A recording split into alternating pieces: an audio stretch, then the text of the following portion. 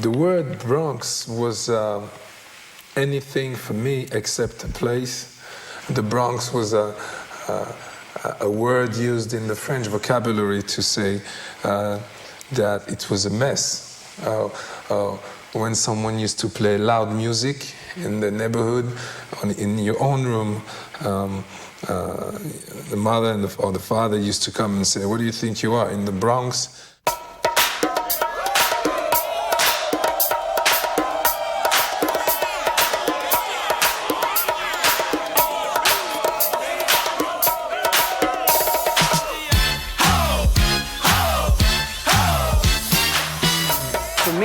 Something about the Bronx is just, it brings fire in me. I mean, if they would do a show down in the Bronx or a big competition, it should be in the Bronx. This is where it started from.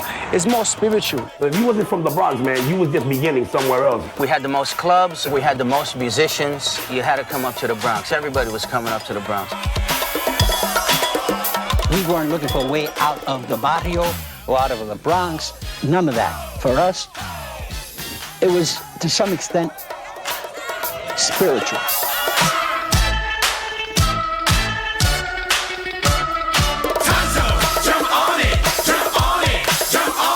When you come out of that number 2 train and it shoots out of that tunnel, man, you walked into a whole new world, man. This is it. You're in the United States now. The Bronx is really important because once you leave the islands, whether you come from Puerto Rico or Santo Domingo or Cuba, or you go to the other island, Brooklyn or Manhattan or Queens, then you arrive here, you're on the mainland. This is where everything spreads out.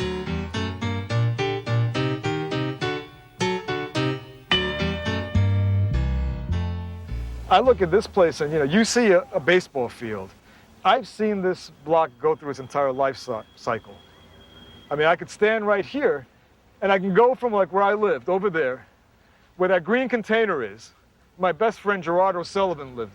By the right field poles, that was where the LeBron brothers lived. Over there by the tree was Connie's Candy Store. And I saw that go in a period of years. I moved from here. I left this place. And for a while, I felt nothing but shame about coming from here. Then that morphed into sadness. Everything you knew as a child, every visual cue from childhood was gone. It reminded me of like Psalm 137, by the rivers of Babylon, we sat and wept and remembered Zion. Now this wasn't exactly Zion, but it wasn't too shabby either. Let's start this off with a little rhythm. It's one of the greatest tours in the world when you come to the Bronx. Yeah, my name is Angel Rodriguez, Cintrón, Rivera, Olivera, Simón, Prepelepe, Villanueva, de La Paz. Aha. Aha. Come on, everybody. Aha. If you grew up in the 70s, you know about the South Bronx, how the whole neighborhood burned down to the ground. But a more recent generation know it as the place where hip-hop was born, rising up like a phoenix from the ashes. If you're a little bit older, you remember a time when this turf shaped the hot New York Latin music sound that came to be known as salsa. In the years following World War II, hard times in Puerto Rico drove more than 500,000 people from the island to New York City looking for work and decent housing. U.S. citizens since 1917, Puerto Ricans settled in East Harlem and the South Bronx. Yo, Papa, this is your field. What's up? Show me. Come on, party, baby.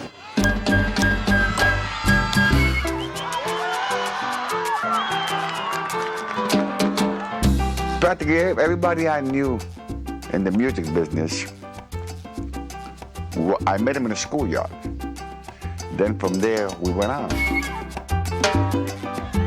And stickball is what really got me into music.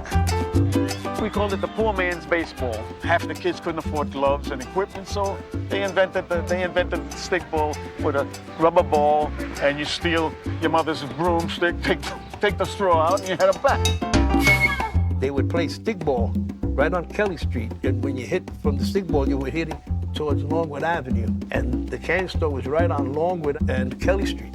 We all hung out in a candy store called the Mambo Candy Store. It was run by Eddie Palmieri's father. And we used to hang out there because they always had the best records. I was in charge of the jukebox. It was the hippest jukebox in the whole area, you know, because my brother at that time was playing with Tito Puente already. So I knew what was going on constantly through my brother, and that jukebox was happening. So from the stickball games, everybody was going in there, and then with the jukebox going, and mambo was happening, and everybody was starting to be dancing. Eddie Palmieri, Joe Quijano, Orlando Marin, they were all stickball guys.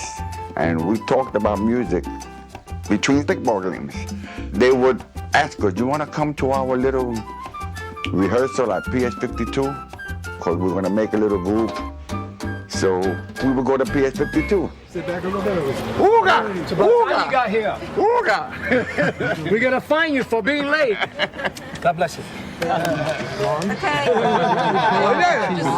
the new word for it. Pull out the cheese. That's the new word for it. We rehearsed right in the auditorium. Oh, boy. I hardly fit in this chair right now. Another inch, I don't fit in here. PS52 on Kelly Street was a magnet for young musicians. Eddie Palmieri, Ray Barreto, Ray Cohen, Orlando Marin, Joe Quijano, Manny Oquendo, and many others studied there or used to rehearse there.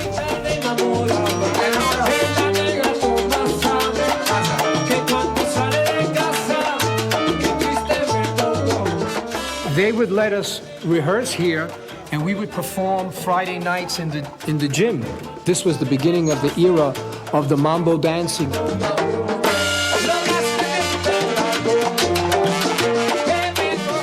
The mambo was song, Cuban song. Came to New York City, the Cubans in the 20s. They came to New York City with song, and what happened with song, it was New Yorkerized. It was New Yorkerized.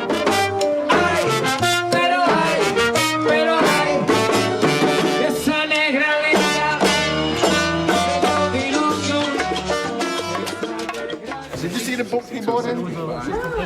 1957, the yearbook. Oh, so, but guess what we found? We found all your reports and your grades. We don't have them in order, but I know yours are. You didn't graduate. In those days, there was live music everywhere. No discos, no records, live music, even in the smallest bar. I used to go from one bar to the other. If they needed a guy, I would ask the band leader, oye, man, you bug, tocan. O tú tocas? Yeah, sure I play, man. Play all night from 9 to 1 a.m. and leave for free. I'll tell the guy, gee, thanks a lot, man. Being a young man at that time, there was so many artists that were living in the Bronx. You had Tito Rodriguez living in the Bronx at that time. You had Tico Valdez. Being able to see them going to work, and at that time, all the orchestras, had uniforms. They were all in uniform. So you would see them going to work in uniforms and say, wow, look at that. Constantly seeing them and then knowing about them and hearing them on the records certainly was a stimuli for us. And we wanted to be able to play with one of these orchestras someday.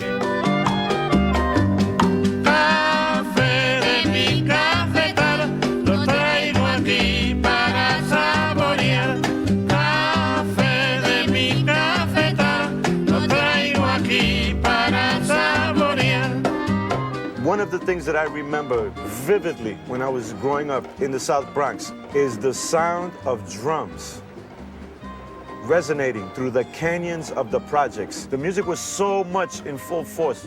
The culture was so in your face. There was no way that you could escape it, even if you wanted to. Even if you wanted to. You come from Puerto Rico, man. You come to New York City, the urban capital of the world, not just the United States. You want to get hip, man. You want to, get up to speed with what's happening. You start dressing differently.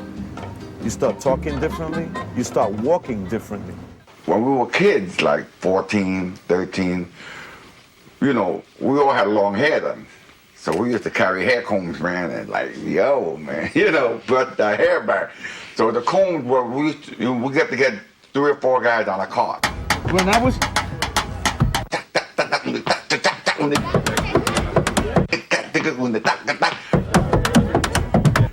I feel sorry for that guy's car, man. Now that I'm an old timer, oh my God, and that was my car smacking.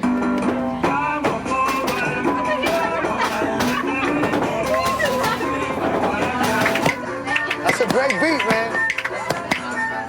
So you could take the most uneducated person from the mountains of Puerto Rico, un jíbaro del campo, as we say. All of a sudden, he comes to New York City in the 40s, goes to the Park Palace Ballroom on 110th Street and 5th Avenue.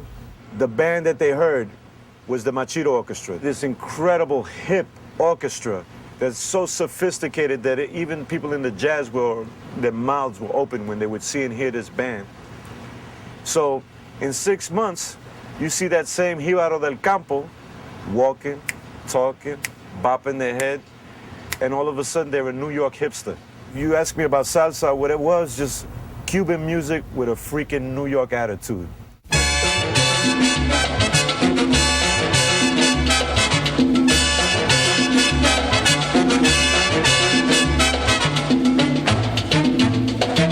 Mario Bausa came from Havana, and he was not a white Havana, habanero, like they say habanero. He was Afro, dark skin. And the band that he was allowed to be in, because in those days, let's face it, all the bands were all white or Afro. There was no mix at all. But he wants to make a mambo band. He writes a letter home, he tells his in-law, who happens to be Machito, come to New York, we're gonna make a band.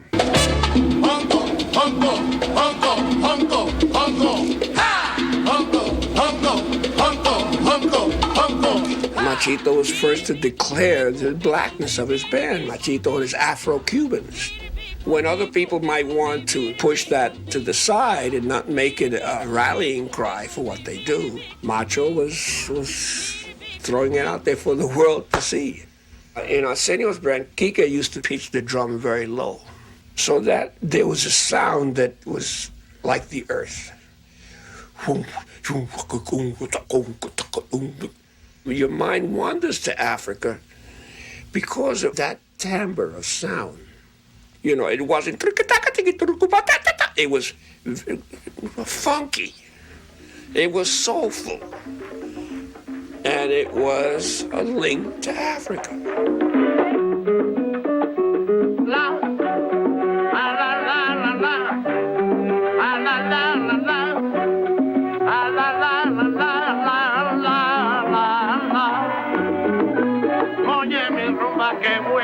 Yo me tiro, Amalia, Amalia, Amalia, Amalia, Amalia, Amalia te invita, que venga la rumba y vos, oye mi rumba que vuela, yo me tiro.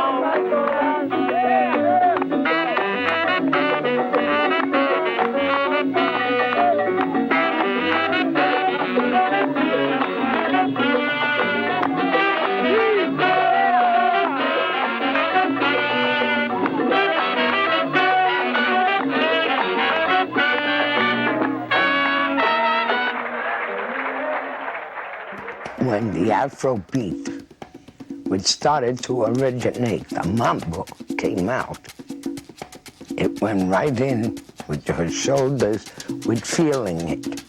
And as the music played that you danced, you felt every beat of it that gave you pleasure.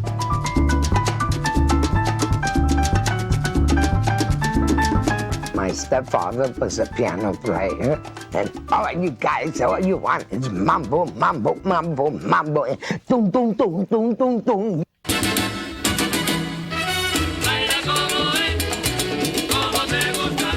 You'd have 2 or 3 bands there, they were all giving each other competition. So you know, if you're there for 2 or 3 hours, you are dancing your life out. I would go dancing. I can't go here. I can't wear lipstick. I can't do that. I don't care. I'm dancing and I feel good.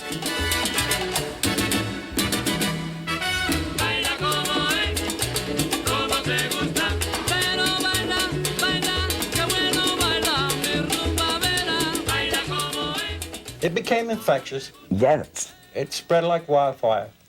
Thank goodness. Mambo transformed the landscape of the South Bronx. Jewish catering halls became Latin music ballrooms. Irish vaudeville theaters became Spanish language theaters.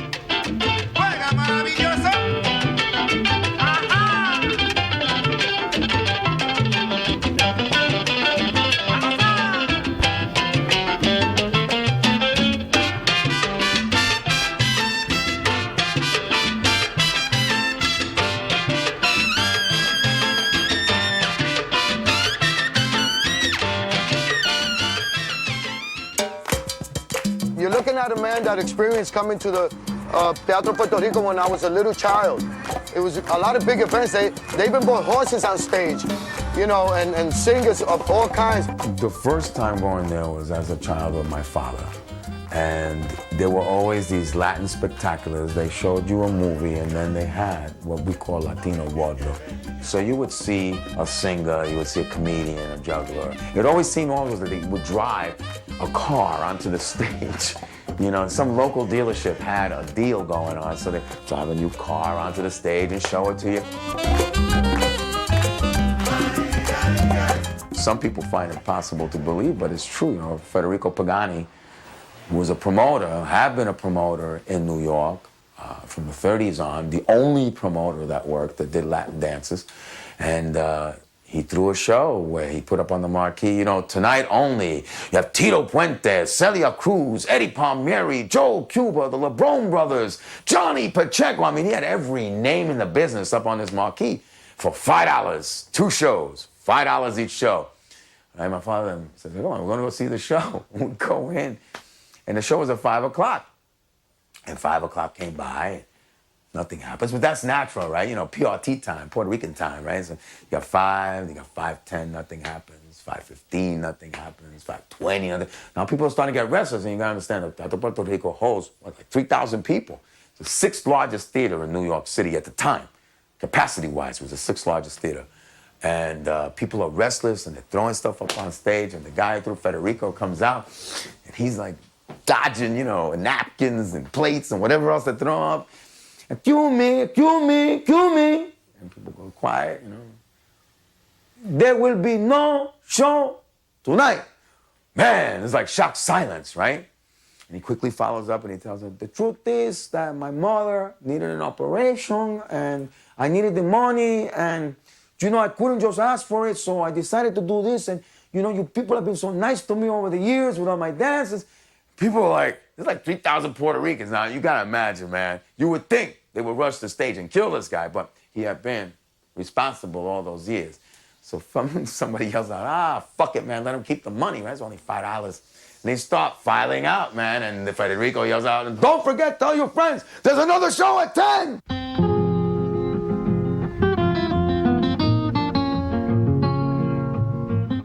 In this neighborhood, there was a very powerful mixing of African Americans from the South, and then you had Puerto Ricans from the island. So now the children of those people are growing up here together, and there's an interchange of rhythm and blues with mambo.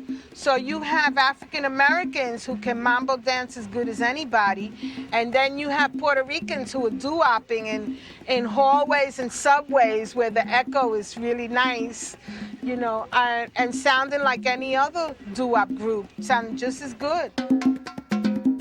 One thing that's undeniable, if it wasn't for the Puerto Rican community of Spanish Harlem, of the South Bronx, Afro-Cuban music would never have survived in this country and expanded to the heights that it has.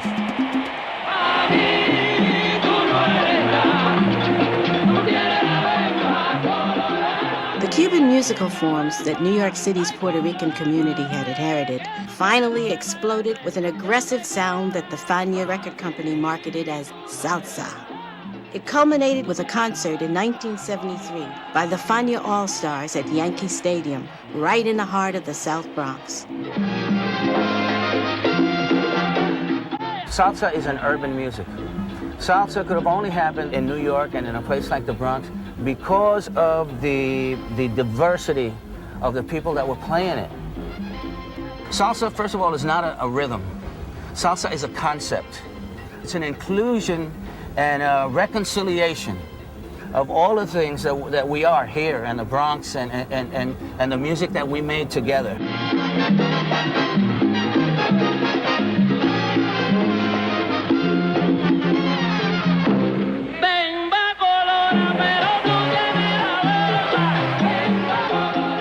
We not only wanted to make music, we had a goal. We wanted to convey a social and political message, and salsa was very important for that because it was our voice.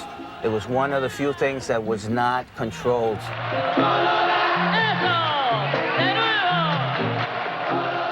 Over 40,000 screaming fans attended the event.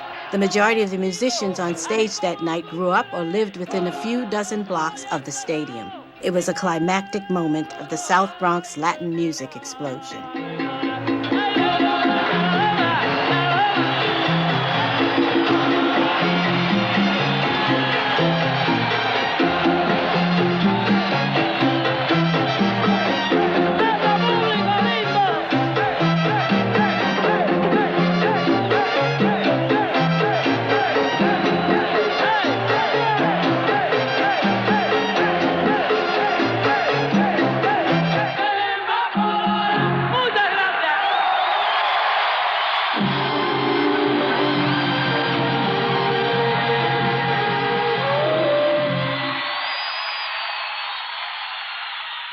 At one point, when I heard Puente playing by the public library, I left my cab on 40th Street, running.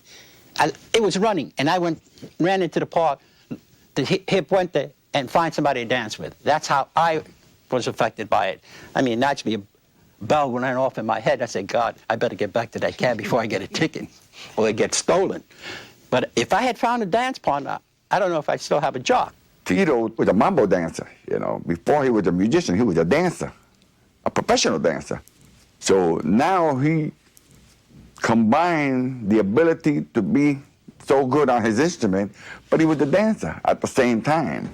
Tito took the timbales and put him in front of the band, mainly because he had to lead the band. But he was another one who put the emphasis on the rhythm. And that's what helped the dancers really get into that mambo groove. See, when we dance, all of us, we dance to rhythm. So now you have this rhythm that's just pushing and driving like a bus going down the highway, man, driving and pushing. And then you got the melody behind you, man. So these people are dancing there behind them, man, you know? When you dance a mambo, when you dance in salsa, man, you have to be very on top of it. And there's the solo, and there's, the break. And the drum be playing, and they mark it, and mark it, and mark it, and mark it. And then it becomes this whole thing where you become one with the drum. The whole audience becomes one because the ritual of the beat is going at a certain tempo. And that creates, that what I call the hypnotic. Once you hit that cycle that it's happening, then you're already there, you're elevated. Then when the dancer moves in and he starts connecting with the drummer, which essentially is what hip-hop is all about, connecting with the drum and the bass, then you're marking it. And if you're able to anticipate what he's doing, or that communication becomes so strong that you both are hitting at the same time, that's the moment where the whole room actually lifts up. There's a spiritual aspect of it.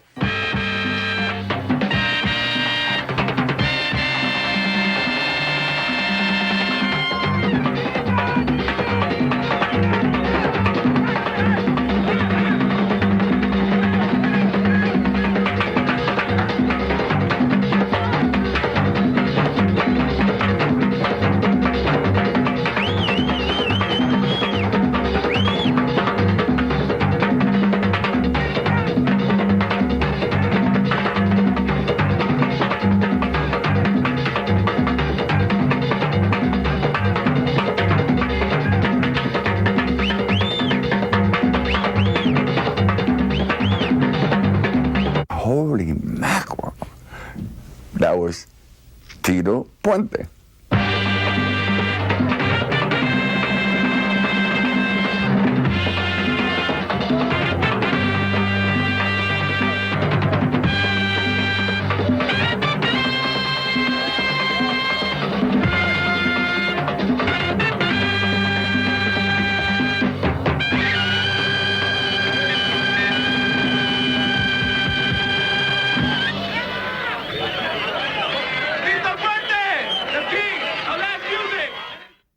Drugs kicked in the Bronx 1953.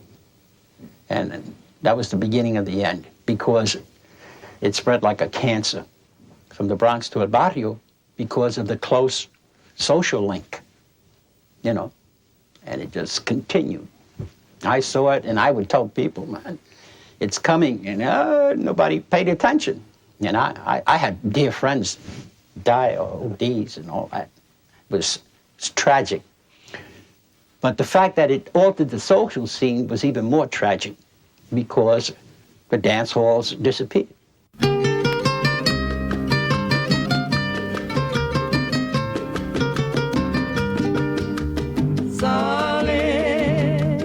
Loco de contento con su cargamento para la ciudad, para la ciudad.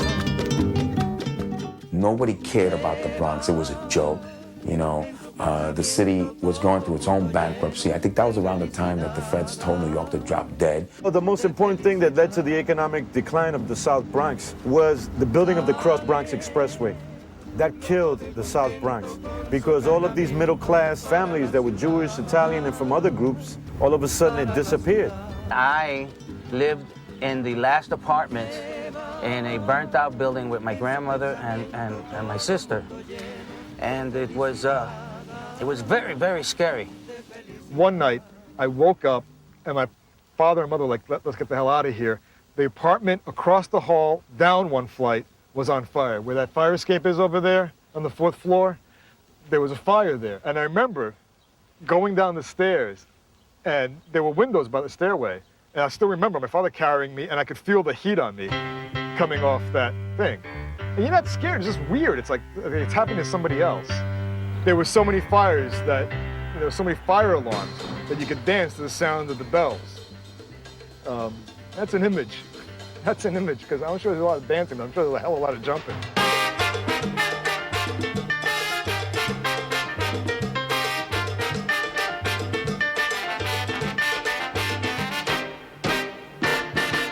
The Puerto Rican lyrics were a little bit more social. Se Me Quema la Casa is about when the landlords were burning down the buildings here in the Bronx for insurance. People gradually began moving towards the West Bronx. Going around the South Bronx, you could see, like, gradually the devastation and the abandonment, like, moving in that same direction.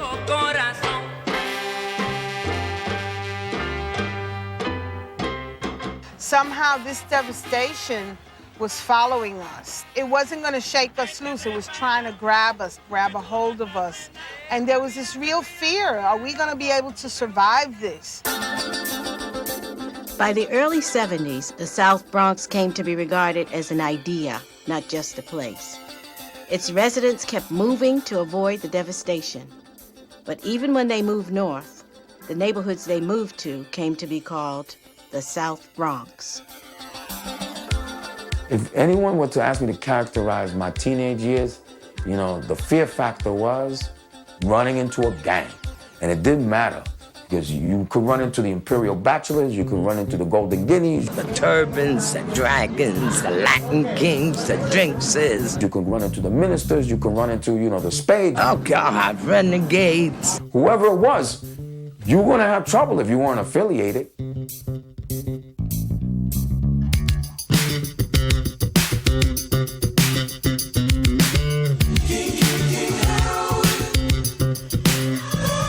Because they had things like Get Whitey Day.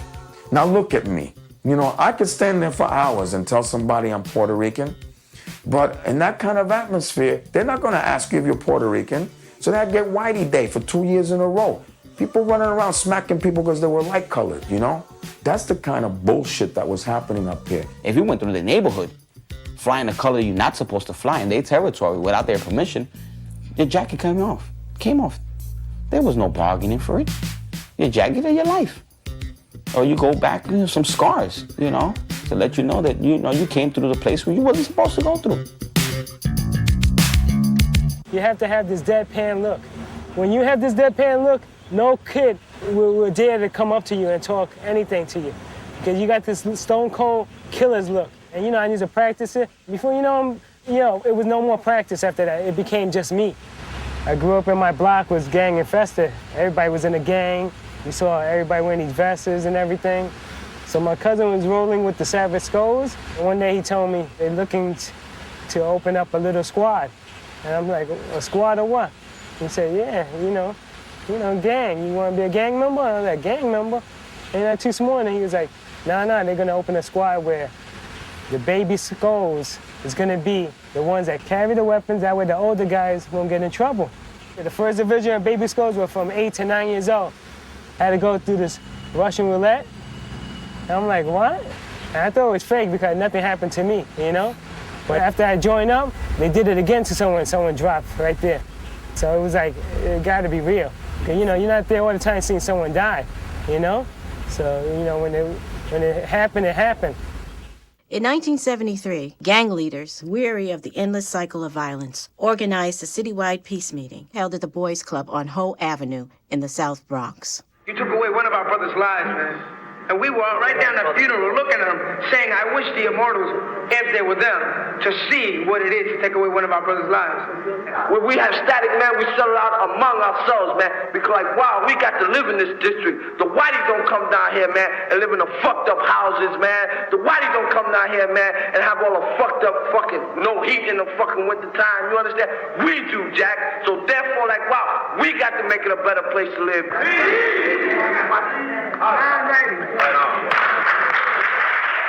Everybody started getting these flyers for a party. And that was being done in Bronx River.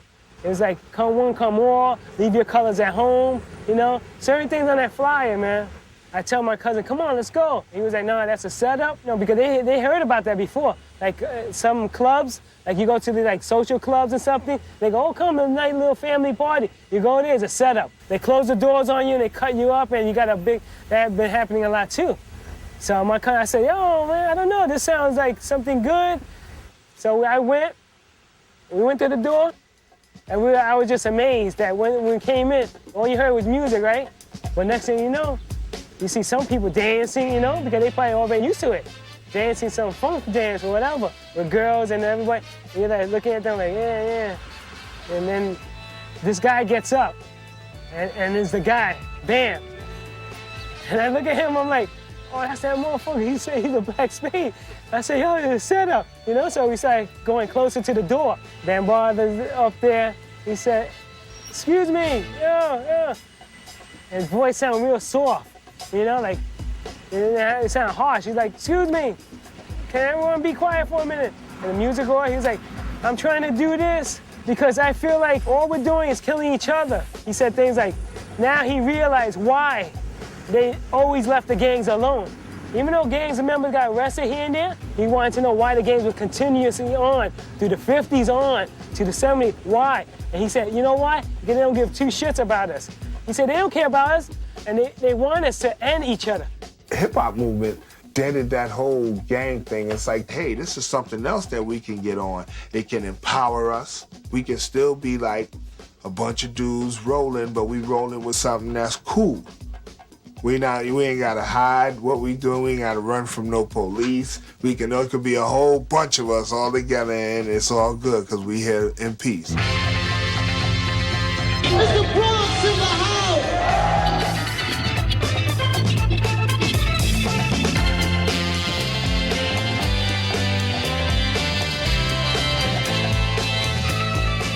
See, Bam kept it in the parks. Bam kept staying in the park and kept doing his thing in the parks, in the schoolyards, where anyone could go in there, you know? 11-year-old kid could walk in there. A kid and his mother could go in there. The jams in the park are the best I ever had in my life. I'm sitting there, and this guy comes in, and his name is Grand Wizard Theodore. And this is the man that did the scratching for the first time. Right? This is the man that had his music so loud in his room. How many times people, the mother come in the room like, baja esa música? The same thing, right? He was in his room, and his mother came in, and he went to stop it, and it scratched, right? Was that... I think Kool Herc, when he started bringing his house jams out into the street, where everybody could enjoy the music and everybody could enjoy that type of atmosphere, it became more of a community coming together than a community being divided. We didn't have a place where we could all come together, and I think that's what hip-hop did.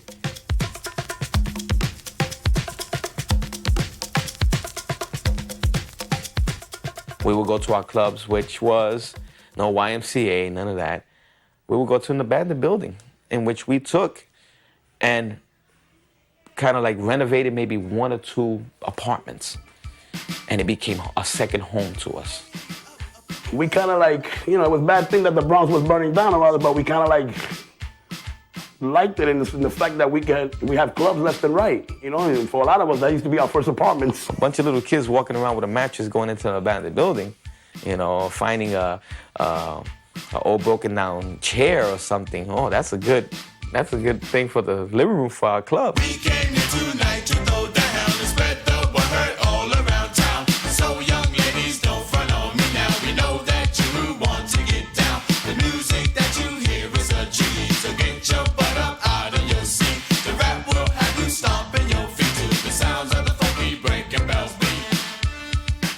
This facility that you see right now used to be where the legendary dungeon, which was an abandoned building, was brought by Joey from the city for $1. I think in 1978, for the B-boys and the urban kids, this was our Studio 54. That was a good thing for us because we had to dance in the street no more. You know, we just hook up the street light, and boom, we got a club. Some of them clubs were so hooked up that we had rooms, we had heat, we had electricity. Shit, can't go wrong, man. We used to party all night, wake up in the morning, shoplift breakfast, come back and party days straight, you know? Got a bunch of mothers looking for their kids. They don't know where they at. We in the club dancing.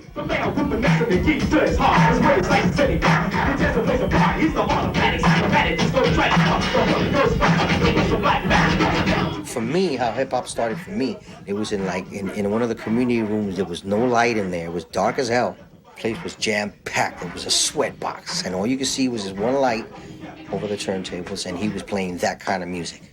And when I saw what he was doing to the crowd and the type of music that he was playing was the music that turned me on. And I'm like, that's what I want to do. I said to myself, I'm never going to get my foot in the door as Carlos Mendez because this is hip-hop. You know, you got Flash, you got Theodore, you got all these cats, and they're all black. You know, I like playing this music, but I'm Spanish.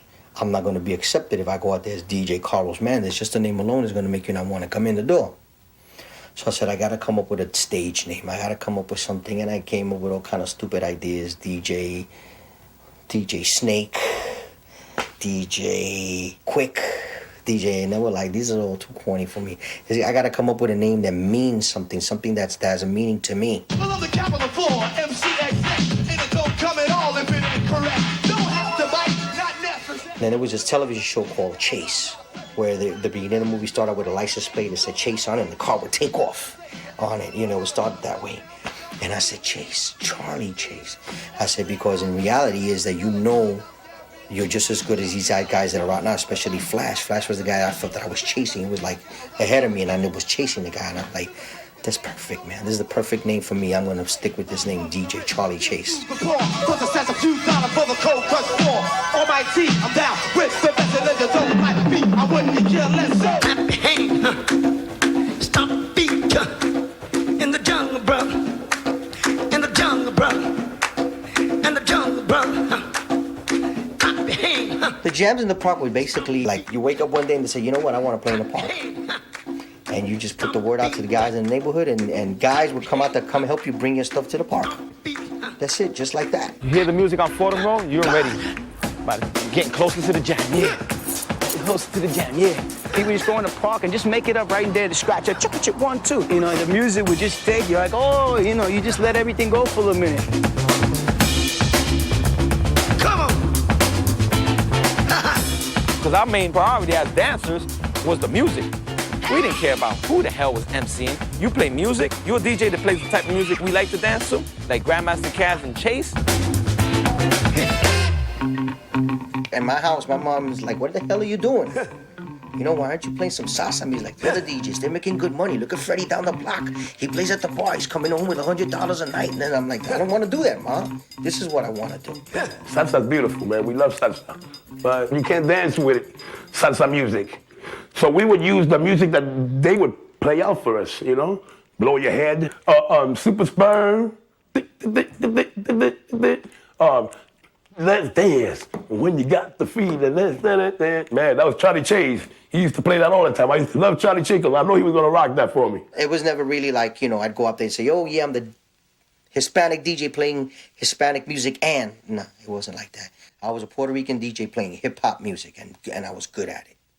The earliest and first B-boys were black. All the crews and mostly everybody was black. When Latinos started breaking, they were emulating what they saw, you know, the black people doing. Okay, that's just a fact. That's just a fact. But soon afterwards, what really added to the decline of b-boying in the black community, and even in the hip-hop community, was that the girls weren't with it. What are they gonna do while you spinning on the floor? How you gonna ask a girl to dance and then just flip and start, you know what I mean? So girls was like, yeah, I'm still into that hibbity hop. And then the girls started going to the disco. Oh yes, it's ladies' night, and the feeling's right. Oh yes, it's ladies' night, oh what a night. Oh what a night. Disco is a party. It's theatrical, it's full-blown, it's dress up, it's put on shoes and a suit and get your girl and you know what I mean, and you go and you dance together. You know, disco was just really too polished. You gotta understand, hip-hop is the streets alternative to disco. Hip-hop was a grassroots street, it came from desperation. Hip-hop came from people's basic need for for an outlet. We were either gonna start hip-hop or start a revolution, man.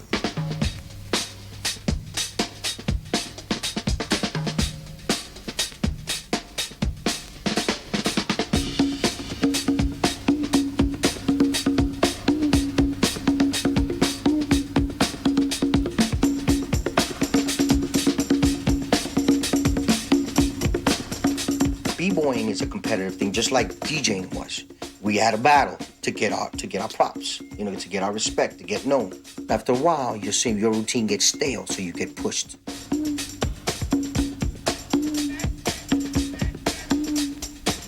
One of the DJs would set up his equipment on one side of the plaza. The other guy would set up his equipment on the other side. You see these stacks of speakers, and they would go at it, you know, and they would take turns playing. But depending on who was better, the crowd would move over to that direction, and whoever had the most people around their system was the winner. The rebirth of breaking was with the Rocksteady crew. Because when all the famous, the biggest and the hottest b-boy crews and b-boys that started this thing had stopped and said, we ain't doing that no more, they was like, yo, we'll do it. I don't care if a girl don't dance with me. I don't care about all these people saying breaking played out and breaking it and why you still breaking it. And they brought that whole culture back up to a level that, you know what I mean, would have been forgotten. I was walking down the block and I seen these kids. They were just like, I demonstrate. They were doing top rock. They were doing footwork. They were doing footwork, fancy moves, and getting up. And I was like, wow, that's hot. I need to learn that.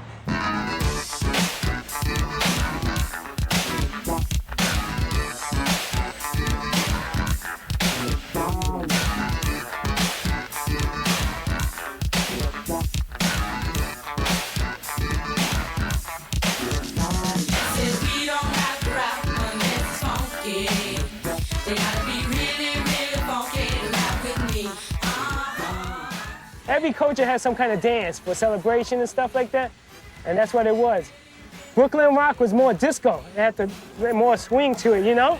When I saw it, I think Bronx is the one that brought it to the game, more of the stabbing and the jigging from the gangs. It was more like fighting, you know? You know, some guys was not, you know, some guys would just go in there like punching, you know? They come in there like this, yeah, you know? You know, like trying to tempt you, going close to your face, you know? That's supposed to be a dance, but Instead of fighting, we would just get with the dancing. And sometimes it was like, you know, like in the old times, oh yeah, meet me under the bridge at 12 o'clock, and we'd be there to battle. Sometimes the warlords of each gang would come and start this dance. And if they wanted to go to war, all you had to do was grab his hat, throw it on the floor, step on it, all while you're dancing, and turn around and fly your colors, and it's on. The name of the game was basically to humiliate your partner. Humiliate him, dance better than him. Almost like a rumble. It was like a rumble, like with a gang, oh yo, you dissed my woman, or yo, you stepped on my sneaker, because that was a big thing back then. You don't step on nobody's sneakers. Especially the Adidas, man. You step on my Adidas, it's on.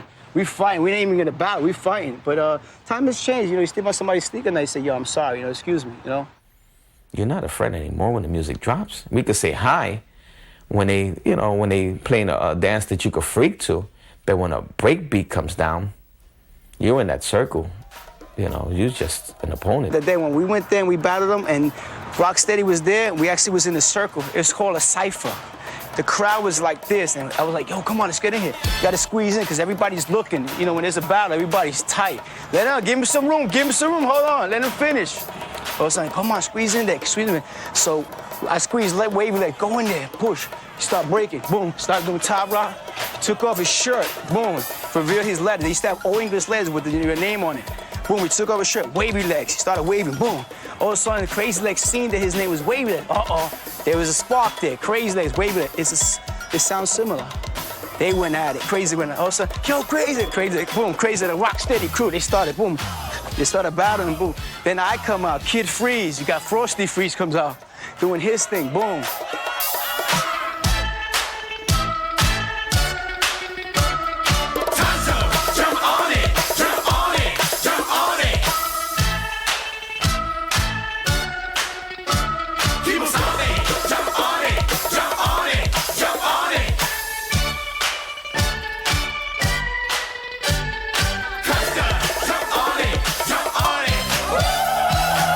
You fall in love with the dance, and the goal that you reach when you get it is that ghetto celebrity status.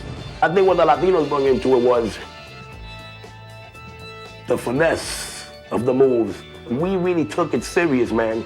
It was our thing, and we knew it was our thing. So we stuck with it, and we was the type of guys, Latinos, that we would take a loss very tough. We don't need cameras, we don't need microphone, just put on the record and it's on. And the B-boy for life is you gotta be true. You can't be fake. Someone want to battle, yo, let's battle. Oh, hold on, I'm gonna go home and practice. No, we do it right now. Concrete, whatever. That's how a B-boy warrior is. We're looking to become one with that beat, with that rhythm, to the point where your body is a musical instrument. And once it clicks, you can almost feel it. What we added was the Latino flavor. And what I think all B-boys in the Hispanic community that fell in love with the dance, that's what we brought into the table. Zulu King Foundation, Boricua flavor. I'm always trying to find that connection between what happened then and what's happening now. When I look at some of the old footage of for instance, in Mambo Madness, these guys dancing, boom, and they drop on the floor and do some around the world front sweeps, I get chills.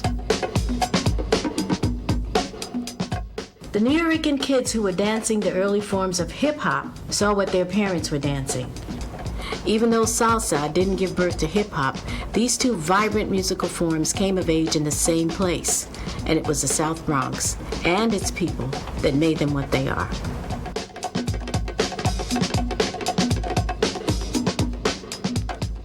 I believe that typically people that grow up in an oppressive type of society are always looking for medicine.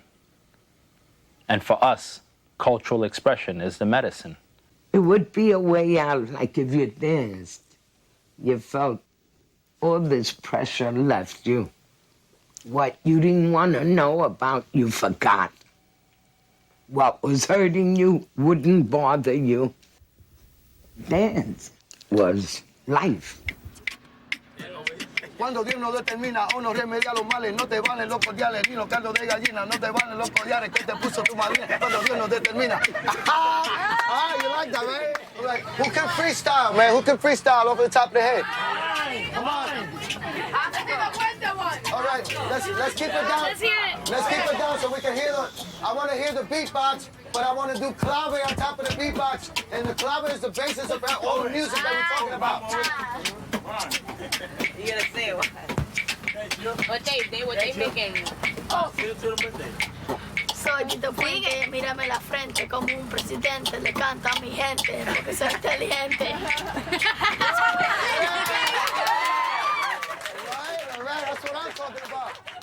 It's hard to explain to people what you feel for a place like this. It's really hard. I mean, you know, I feel everything for this place. Is it heaven? No. Is it hell? Hell no. It is what it is, which is it's still around. You know, I'll settle for that on a good day.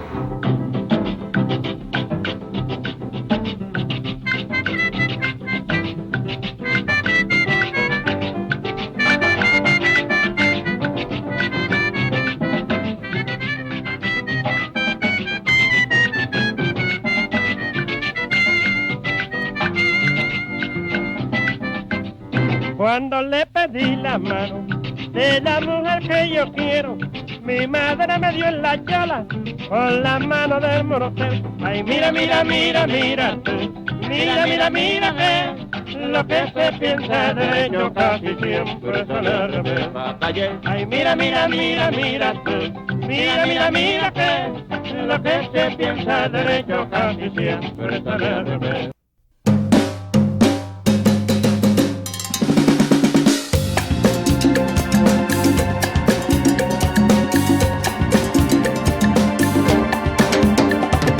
Go back in time, what will you see? Poverty and love fill the city. You see, these facts don't bother me. I get strength from my roots. Father and son fulfill the prophecy. Mama with my veins, man, I still ride the train. All the old folks still look young again. They invented the style, they spoke the slang. If you can't dig, then you from out of town, man. Listen to the rhythm, then you'll see how the dopest star form from NYC. The South Bronx, the home of the brave. It had the most dance clubs back in the day, and the most South settles from around the way. PS52 is the school they play. They ignited the fire that burns to this day.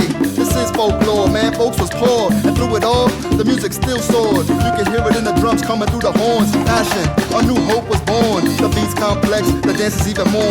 You can hear the sound coming from the corner store. The year 1973, Yankee Stadium, maximum capacity. Fire brought it down from the ground to the balcony. Saya Barreto and Hector Lavoe, Mambo and salsa got so much soul. El abanico de Tito, the sound of my people. It's a real symbol like American Eagle. The sound of Tibales is matched by none. The sound is power like a blast of a gun. But Puente kept it positive like the light of the sun. The energy flows, man, you know where it's from. The South Bronx, so don't play dumb. It's mambo to hip hop, the love don't stop. It's mambo to hip hop, the love don't stop. It don't stop, it don't stop. The native son of the city, rhyming with his pops. It's mambo to hip hop. It's mambo to hip hop. It's mambo to hip hop, the love don't stop. Fast forward 20 years and you're in the 80s. Hip-hop was born, she was just a baby. The music of the future, born from the ashes. Amongst the lower classes, the music was blasted. Misunderstood the youth of the time. Now you hear the music, rhyme after rhyme, brings chills down your spine. It takes over your mind, takes over the globe, and it just won't stop. The South Bronx made it from mambo to hip-hop. You had breakers riding on their backs. Then you had the bombers sneaking on the tracks, tagging up the trains and not looking back. DJs and MCs holding it down, bringing gangs together, not for a showdown, but about to rock a party show with mad love. B-boys and girls catching all the dub. Charlie Chase was cutting and scratching. And if it wasn't for the love, then it don't mean nothing. The South Bronx, the home of the flyers. The vibes were the highest and the music wasn't biased. Whites and blacks, don't forget the Spanish. Hip-hop is real deep like the Grand Canyon. Do your homework and watch Star Wars. All the old school is coming back in force. Now you know where it's from. The South Bronx, so don't play dumb. The South Bronx, so don't play dumb. It's mambo to hip hop, the love don't stop. It's mambo to hip hop, love non-stop. It's mambo to hip hop. It's mambo to hip hop. The native son of the city, rhyming with his pops. It's mambo to hip hop. It's mambo to hip hop. I said it's mambo to hip hop, the love don't stop. Mambo to hip hop, the love don't stop. What? Mambo to hip hop, the love don't stop. The love don't stop, and the love don't stop. Ya no pasó, dice que le ya no pasó. Yeah.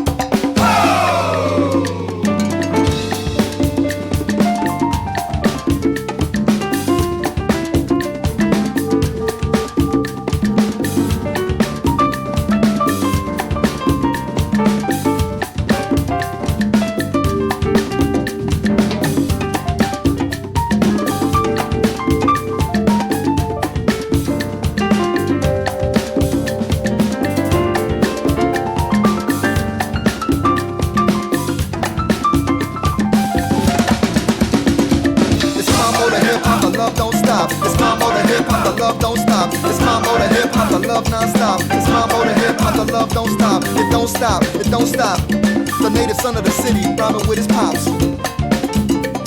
And without a doubt, mad love to Cool Herc, Tito Rodriguez, and Machito. The native son and his pops.